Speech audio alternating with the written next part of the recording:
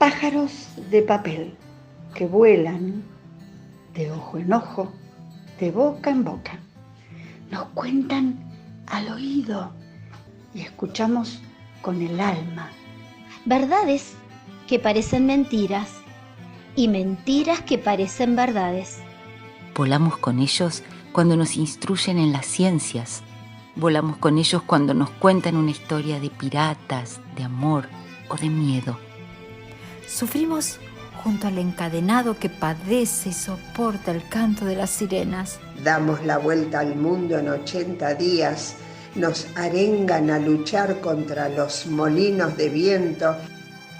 Y nos quedamos con 100 años de soledad encerrados en nuestro laberinto. Y de repente se nos aparece un niñito que quiere que le dibujemos un cordero. Mágicos, mágicos pájaros de papel, que su trino es de libertad para unos y de opresión para otros. Mágicos pájaros de papel que nos hacen llorar de tristeza o de alegría. Nos asombran tanto que nos es imposible cerrar la boca y quedarnos sin aliento. Nos provocan rabia o desconsuelo.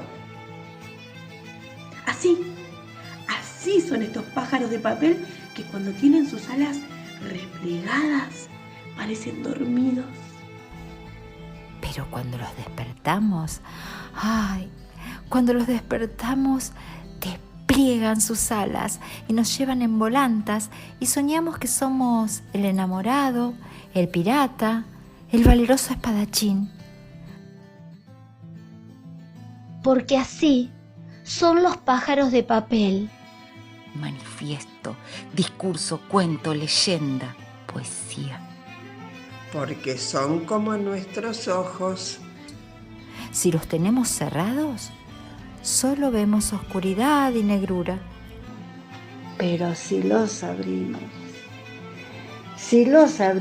vemos el molino, el barco, el globo, el niño, el mundo, el universo.